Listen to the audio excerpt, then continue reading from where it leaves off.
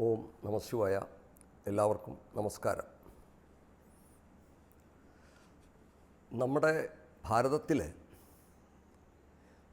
ആചാരങ്ങൾക്ക് വലിയ പ്രാധാന്യം നൽകിയിട്ടുണ്ട്.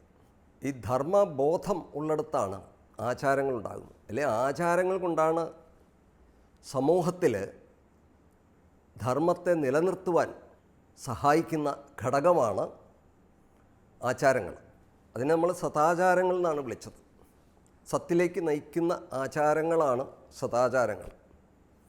അപ്പോൾ ഈ ആചാരങ്ങൾ ഇന്ന് നമ്മുടെ സമൂഹത്തിൽ, ഈ അനുഷ്ഠാനങ്ങളും ആചാരങ്ങളും ഒക്കെ ഇന്ന് നമ്മുടെ സമൂഹത്തിൽ ലോപം വന്നുകൊണ്ടിരിക്കുന്ന ഒരു സമയമാണ്. എല്ലാവർക്കും തിരക്കാണ്. അമ്മ പറയാറുള്ളത് പോലെ മുല കുടിക്കുന്ന കുഞ്ഞിന് പോലും തിരക്കാണ്. അങ്ങനെ ഒരു കാലഘട്ടമാണിത്.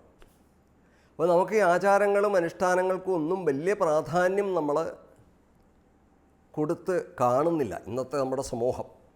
ഈ അടുത്ത സമയത്ത് സുപ്രീം കോടതിയുടെ ഒരു വിധി നമ്മളൊക്കെ പത്രത്തിലൂടെയോ അല്ലെങ്കിൽ മറ്റു മാധ്യമങ്ങളിലൂടെയോ മനസ്സിലാക്കിയിട്ടുണ്ടാകും.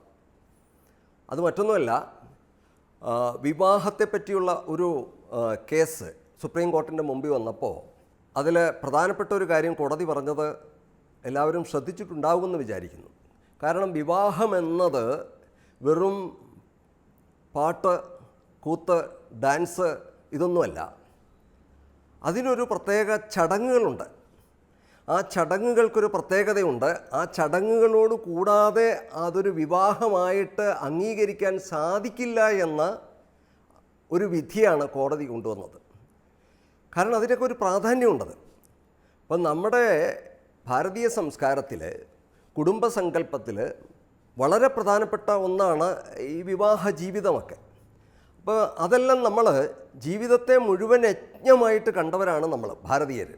യജ്ഞസങ്കല്പം എന്ന് പറഞ്ഞാൽ എല്ലാത്തിനെയും ആരാധനയോടുകൂടി കണ്ടതാണ്. നമ്മുടെ സകല കർമ്മങ്ങളും ഈശ്വര ആരാധനയായി തീരണം എന്നുള്ളതാണ് ഈ ആചാരങ്ങളുടെ എല്ലാ ഉദ്ദേശം. മാത്രമല്ല നമ്മുടെ ജീവിതം മുഴുവൻ ആ സ്മരണ ഓരോ കർമ്മങ്ങളിലും നമുക്ക് നിലനിർത്തുവാൻ അത് സഹായിക്കുന്നു എന്നുള്ളതാണ്. ആചാരങ്ങളിലൂടെ അത് സഹായിക്കുള്ളൂ. ഇപ്പോൾ വിവാഹം തുടങ്ങിയ കർമ്മങ്ങളിൽ നമുക്കറിയാം, പണ്ട് കാലങ്ങളിൽ വിവാഹിതരാകാൻ പോകുന്ന ദമ്പതികൾ അവർ കുറേ ആചാരങ്ങൾ ചെയ്തിരുന്നു. അവർക്ക് അനുഷ്ഠാനങ്ങളുണ്ടായിരുന്നു, വ്രതാനുഷ്ഠാനങ്ങളുണ്ടായിരുന്നു. അതിനുശേഷമാണ് വിവാഹവേദിയിൽ തന്നെ പോകുന്നത്. എല്ലാവരുടെയും അനുഗ്രഹങ്ങൾ അവർ ഏറ്റുവാങ്ങിയിരുന്നു. മുതിർന്നവരുടെ, മാതാപിതാക്കന്മാരുടെ, അതിന് മുതിർന്ന ബന്ധുജനങ്ങളുടെ എല്ലാം അവരുടെ പാദം തൊട്ട് വന്നിച്ച് അവർക്ക് വസ്ത്രം നൽകി അവരെല്ലാം കൈ ഉയർത്തി ഇവരെ അനുഗ്രഹിക്കുന്ന ചടങ്ങുകളുണ്ടായിരുന്നു. അങ്ങനെയുള്ള ചടങ്ങുകളൊക്കെ വളരെ പ്രധാനപ്പെട്ടതാണ്. അത് നമ്മുടെ ഭാരതത്തിലെ ഏത് ചടങ്ങുകൾ എടുത്താലും അതിൻ്റെ പിന്നിൽ ഇത്തരം ആചാരങ്ങൾ കാണാം. ഒരാൾ വീട് വെച്ച് കയറുകയാണ്, ഗൃഹപ്രവേശനം എന്ന് പറഞ്ഞൊരു ചടങ്ങാണ്. ആ ചടങ്ങിൽ നമ്മൾ എന്താ ചെയ്യുന്നത്? എല്ലാവരെയും നമ്മൾ ക്ഷണിക്കുന്നു. അയൽവക്കക്കാരെയൊക്കെ വിളിക്കുന്നു, ചുറ്റിലുമുള്ളവരെല്ലാം വിളിക്കുന്നു. പിന്നെ ആ കെട്ടിടം ഉണ്ടാക്കിയ മേസ്തിരിമാരെയും മറ്റും ആശാരിമാരെയും എല്ലാം വിളിച്ചിട്ട് അവർക്ക് വസ്ത്രം കൊടുക്കുന്നു, ദക്ഷിണ കൊടുക്കുന്നു. അതുപോലെ വരുന്നവർക്കെല്ലാം അന്നം കൊടുക്കുന്നു. ഇങ്ങനെയെല്ലാം കൊടുത്തിട്ട് ആ ഗൃഹപ്രവേശനം ചെയ്യുന്ന ചടങ്ങിൽ നമുക്കറിയാം, നിലവിളക്ക് കൊളുത്തി പാലുകാച്ചൽ എന്ന് പറഞ്ഞ ചടങ്ങുണ്ട്. അതിനകത്ത് വലിയ തത്വമുണ്ട്. ആ പാലുകാച്ചി നമ്മൾ ആ പാല് ഉറയൊക്കെ ഒഴിച്ചിട്ടാണല്ലോ നമ്മൾ അതിൽ നിന്ന് നമ്മൾ തൈര്, വെണ്ണ, നെയ്യ് ഇതൊക്കെ നമ്മൾ പുറത്തേക്ക് എടുക്കുന്നത് അതിൽ നിന്നാണല്ലോ. അപ്പോൾ നമ്മുടെ ജീവിതം ആ ഗൃഹപ്രവേശന സമയത്ത് നമ്മൾ ഗൃഹത്തിലേക്ക് പ്രവേശിക്കുന്നതിൻ്റെ പിന്നിൽ പോലും വലിയൊരു ലക്ഷ്യമുണ്ട്. ഈശ്വര സാക്ഷാത്കാരം എന്നുള്ള വെണ്ണ നുകർന്ന് ആ ആനന്ദം നുകരുവാനുള്ള ആ ഒരു കാര്യത്തെയാണ് ആ ഒരു ചടങ്ങ് നമ്മളെ ഓർമ്മപ്പെടുത്തുന്നത്. അപ്പോൾ അതിലെല്ലാം ഈശ്വര സ്മരണ നിലനിർത്തുവാൻ സഹായിച്ചിരുന്നു എന്നുള്ളതാണ്. അപ്പോൾ ഈശ്വര സ്മരണ കൊണ്ടുള്ള ഒരു ഗുണം എന്താണെന്ന് വെച്ച് കഴിഞ്ഞാൽ, ഈ ആചാരങ്ങളിലൂടെ നമുക്ക് കുട്ടികൾ മുതൽ ഈ ആചാരങ്ങൾ ചെയ്യുകയാണെങ്കിൽ ഉള്ള പ്രത്യേകത എന്താ വെച്ചാൽ, ഈശ്വര സ്മരണ ഉദിക്കുമ്പോൾ തന്നെ നമുക്ക് തെറ്റായ കർമ്മങ്ങളിൽ നിന്ന് നമ്മുടെ മനസ്സിനെ മാറ്റിയെടുക്കുവാൻ സാധിക്കുന്നു, നല്ല കർമ്മങ്ങളിലേക്ക് നയിക്കുവാൻ സാധിക്കുന്നു. ഈശ്വര കോപം ഭയന്നിട്ടാണെങ്കിലും നമ്മൾ നല്ലതിലേക്ക് നയിക്കപ്പെടുന്നു. ആരെയും ഭയമില്ലെങ്കിൽ ആർക്കും എന്തുവാകാം. ഒരാളെ കൊലപാതകം ചെയ്യാം, അല്ലെങ്കിൽ അവൻ്റെ പിടിച്ചു പറിക്കാം. കയ്യൂക്കുള്ളവൻ കാര്യക്കാരൻ എന്ന് പറഞ്ഞ പോലെ ഇവിടെ എന്തും നടത്താം, അഴിമതി നടത്താം, എല്ലാം നടത്താം. കാരണം ആർക്കും ഭയമില്ല. ഇപ്പോൾ കോടതിയൊക്കെ ഭയന്നിട്ട് കുറേ കാര്യങ്ങൾ ചെയ്യുമായിരിക്കും മനുഷ്യൻ. പക്ഷേ കോടതിയും പോലീസിനെയൊക്കെ കൂടാതെ പണ്ട് കാലത്ത് മനുഷ്യ മനസ്സിന് നന്മയിലേക്ക് നയിച്ചിരുന്നത് ഈ ആചാരങ്ങളായിരുന്നു. അതുകൊണ്ടാണ് ആചാരങ്ങൾക്ക് എന്നും പ്രസക്തി ഉള്ളത്. അപ്പോൾ ഈ ആചാരങ്ങളെ നമ്മൾ തള്ളിക്കളഞ്ഞു കഴിഞ്ഞാൽ സമൂഹത്തിൽ നിന്ന് ധർമ്മം നഷ്ടപ്പെട്ടു പോകും. അപ്പോൾ ഈ സമൂഹത്തിൽ അമ്മ പറയുന്നത് പോലെ ശാന്തിയും സമാധാനവും ഈ സമൂഹത്തിന് നിലനിർത്തണമെന്നുണ്ടെങ്കിൽ അതിന് അത്യന്താപേക്ഷിതമായ കാര്യങ്ങളെയാണ് നമ്മൾ ധർമ്മമെന്ന് ചുരുക്കി പറഞ്ഞാൽ വിളിക്കുക. വിഷ്ണോത്തര പുരാണത്തിൽ പറയാറുണ്ട് ധർമ്മത്തെപ്പറ്റി അതിന് വലിയ വ്യാഖ്യാനമാണ്, ധർമ്മത്തിന് വലിയ വ്യാഖ്യാനങ്ങളുണ്ട്, നമ്മൾ അതിലേക്ക് കടക്കുന്നില്ല.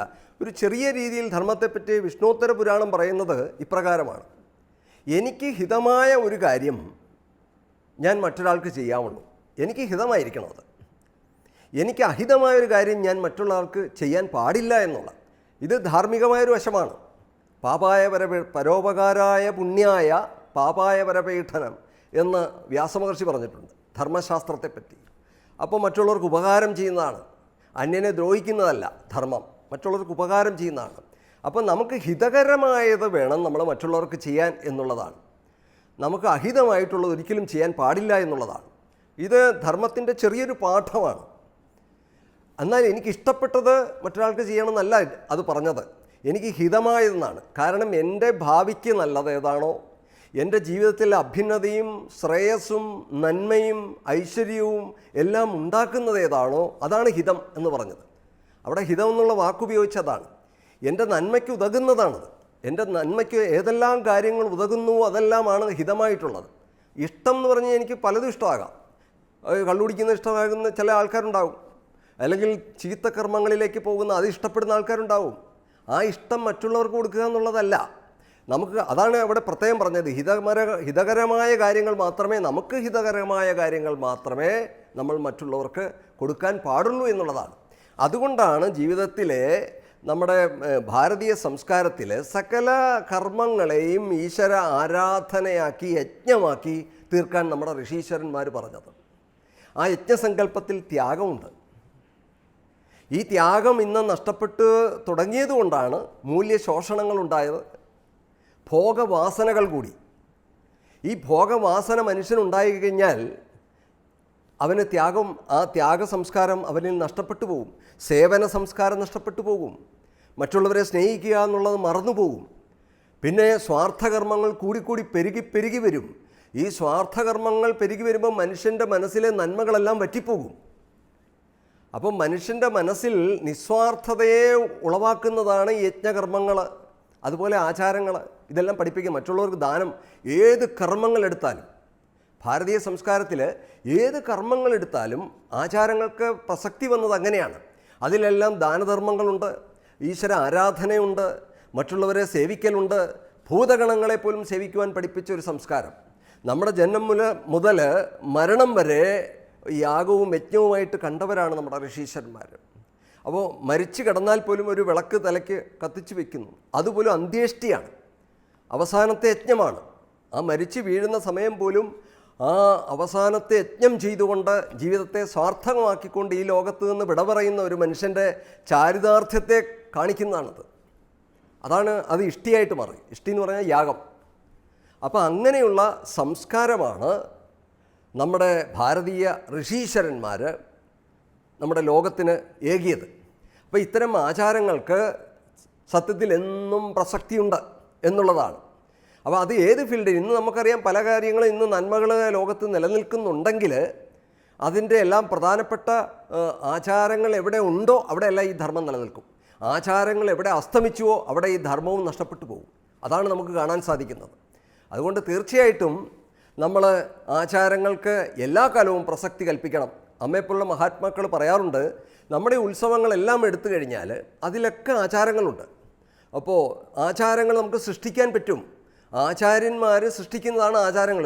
അതുപോലെ ഈ സ്മൃതിഭാഗമാണത്.